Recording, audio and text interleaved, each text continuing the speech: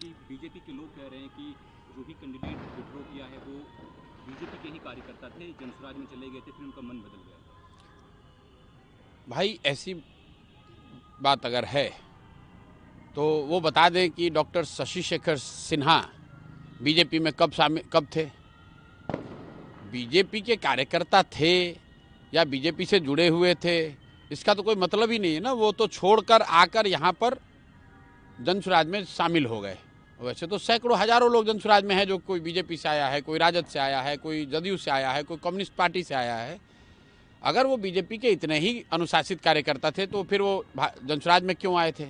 और जनसुराज से टिकट जब ले लिया उसके बाद गृह मंत्री को उनके साथ बैठने की क्या जरूरत पड़ गई जिस दिन उनको नामांकन करना था। वो बीजेपी के अनुशासित कार्यकर्ता थे, बीजेपी के कोई नेता उनको फ़ोन कर देते, वो टिकट वापस करके चले जाते।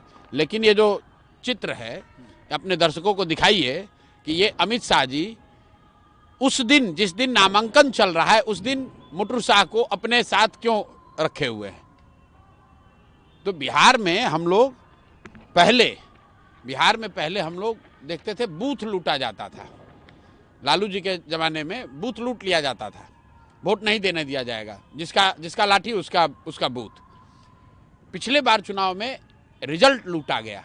बिहार के गांव-गांव जाइएगा, लोग बताएंगे, राजनीतिक तौर पे जो जानकार लोग हैं, कि पिछली बार कम से कम 10 से 15 सीटों को जो क्लोज कॉन्टेस्ट था वो एनडीए ने जबरदस्ती रिजल्ट अपने हिसाब से घोषित करवा दिया। इस बार डर इनका इतना है कि ये बूथ तक भी नहीं जाना चाहते हैं चुनाव, और चुनाव के रिजल्ट की गणना का भी वेट नहीं कर रहे हैं। पहली बार बिहार में उम्मीदवार लूटे जा रहे हैं। पूरे देश में आप मुझे कोई ऐसा उदाहरण बता दीजिए जहां आपके सामने के दल के उम्मीदवार को भारत के गृह मंत्री, भारत के शिक्षा मंत्री जाकर उनके घर पर बैठकर कह रहे हैं भैया उम्मीदवारी वापस लो। और ये कह रहे हैं, मेरे पास उसका रिकॉर्डिंग नहीं है लेकिन फोटो है, आप देखिए, अपने दर्शकों को दिखाइए कि भाई ये धर्मेंद्र प्रधान हैं कि नहीं है। और ये सत्य प्रकाश तिवारी, इन्होंने जनसुराज के तौर पर नामांकन दिया है कि नहीं दिया है। आप इनके घर पे बैठ के इनसे क्या बात करने गए थे कि अस्पताल का एक्सपेंशन कैसे होगा, कि बिहार का सुधार कैसे होगा, और आप ये मीटिंग करते हैं, अगले दिन ये आदमी जाकर नामांकन अपना वापस ले लेता है। ये जो गृह मंत्री हैं अमित शाह जी और धर्मेंद्र प्रधान, दोनों का फोटो इसमें है। इसमें वो व्यक्ति शामिल है जिसको कि उस दिन नामांकन करना था। नामांकन करने का अंतिम दिन उस व्यक्ति को अमित शाह अपने यहाँ बुलाकर रोक लिए। आप बताइए, देश का गृह मंत्री अगर किसी भी व्यक्ति को बुला के रोक लेगा तो उसको तो रुकना ही पड़ेगा। तो भाजपा को जरूर ये सफाई देनी चाहिए कि हम लोग लालू जी पर आरोप लगाते हैं कि आप ये लोग बूथ लूटते थे, आप लोग तो खुलेआम उम्मीदवार लूट रहे हैं। कहाँ है इलेक्शन कमीशन, कहाँ है इनका भाजपा वालों का चाल चरित्र चेहरा। और आज मैंने ये दिखा दिया, क्योंकि पिछले 3-4 दिन से ये लोग माहौल बनाने की कोशिश कर रहे थे कि जनसुराज के उम्मीदवार छोड़कर जा रहे हैं। मेरे भाई, जब जनसुराज के उम्मीदवार का डर आपको इतना है कि उसको रोकने के लिए आप खुद गृह मंत्री भारत के आकर एक उम्मीदवार को इस बात के लिए रोक रहे हैं कि वो नामांकन ना करे, आप समझिए इनको डर कितना है। ये जनसुराज की ताकत है। अमित शाह जी ने एक इंटरव्यू में कहा, जो आपने आरोप लगाए सम्राट चौधरी पे, मंगल पांडे पे, एनडीए के तमाम नेताओं पे, कि वो चुनाव के बाद आंसर हम दे देंगे, रिजल्ट पता चल जाएगा। नहीं, रिजल्ट क्या पता चल जाएगा। अगर एक बार को उनकी बात आप मान लीजिए कि वो जीत जाएंगे चुनाव, तो क्या चुनाव जीत जाने से सम्राट चौधरी हत्या के अभियुक्त नहीं रहेंगे? लालू जी तो बहुत चुनाव जीते हैं, तो क्या भाजपा वाले उनको चारा चोर नहीं कहते हैं? क्या उनको सजा नहीं हुई? चुनाव जीत जाने मात्र से, राहुल गांधी चुनाव जीत गए वायनाड से, तो क्या उन पर नेशनल हेराल्ड का केस नहीं चलेगा? चुनाव जीतना एक बात है, और आप पर अगर कोई गैर कानूनी काम है तो वो अलग बात है। चुनाव के बाद अगर आप ये धमकी दे रहे हैं कि प्रशांत किशोर को दिखा देंगे, तो प्रशांत किशोर उससे डरने वाले नहीं। हमको आप पकड़ के जेल में बंद करना चाहिएगा, कर लीजिएगा। अगर आपको हिम्मत है तो अभी करके दिखा लीजिए, अभी करके दिखा लो। अगर हम कुछ गलत कह रहे हैं तो अभी करके दिखा लीजिए। मैंने जो सम्राट चौधरी पर बात कही है बिल्कुल उस पर कायम है। ये आदमी 7 लोगों के हत्या के नरसंहार का आरोपी है। इन पर कोई ट्रायल नहीं चला, और इन्होंने एक फर्जी सर्टिफिकेट लगाकर अपने को नाबालिग बताकर जेल से ये बाहर निकले। ऐसे व्यक्ति को कैसे भाजपा बिहार का उप मुख्यमंत्री बना सकती है? मैंने जो दिलीप जायसवाल पे आरोप लगाया उस पर कायम हूँ कि भाजपा के बिहार के अध्यक्ष दिलीप जायसवाल इन्होंने सिखों के माइनॉरिटी कॉलेज को कब्जा किया हुआ है, इस आरोप पर कायम हूं। अगर वो कॉलेज नहीं कब्जा किए हो तो आकर बता दें कि कॉलेज उनके कब्जे में नहीं है।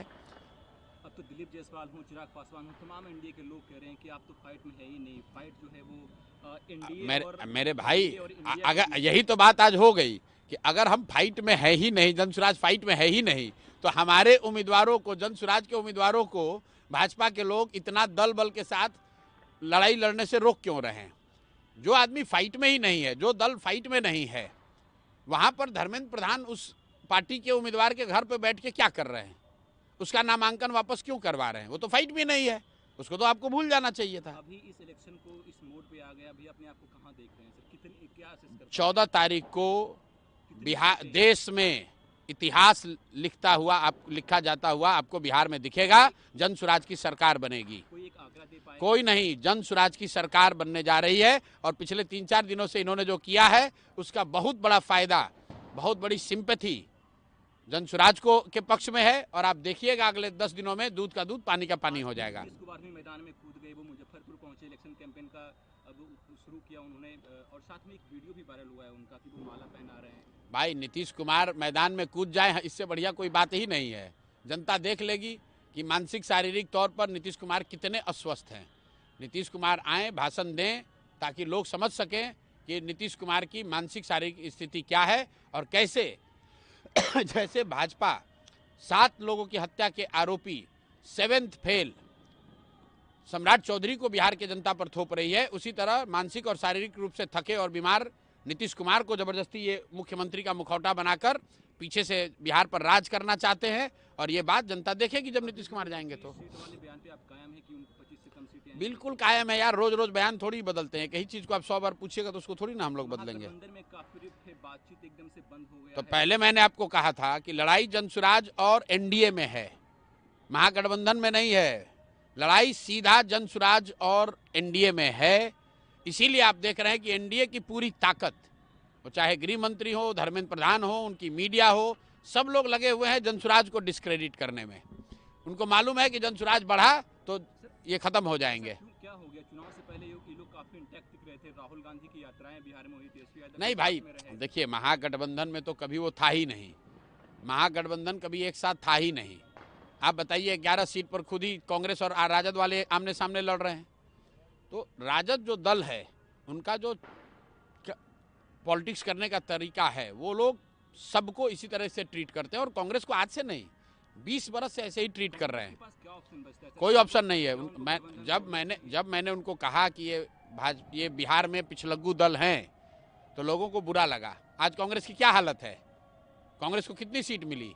अगर आप गठबंधन के सीटों को देखेंगे, 40-45 सीट उनको मिला है। बाकी 11 सीट पे जहां वो खड़े हैं, वहां पर राजद वाले भी खड़े हैं। 24 तारीख को पीएम मोदी समस्तीपुर आ रहे हैं, क्या कितना बड़ा प्रभाव पड़ेगा? क्या प्रभाव पड़ेगा? पिछले 4 महीने से आ रहे हैं, कोई नई बात, पहली बार थोड़ी ना आ रहे हैं। पूरी ठाकुर के घर जाएंगे, जिनको प्रत्याशी बनाएंगे। अरे भाई, जिसके घर जाना है जाएं।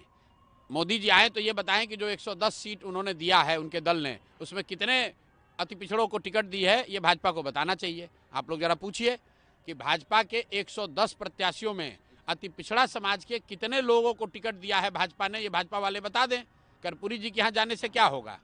कर्पूरी जी के यहाँ जा रहे हैं अति पिछड़ों का वोट लेने के लिए, तो भाई कितने अति पिछड़ों को भाजपा ने टिकट दिया है, ये भाजपा वालों को बताना चाहिए। सर, राहुल गांधी एक्टिव नहीं है बिहार में, चुनाव से पहले बहुत एक्टिव थे।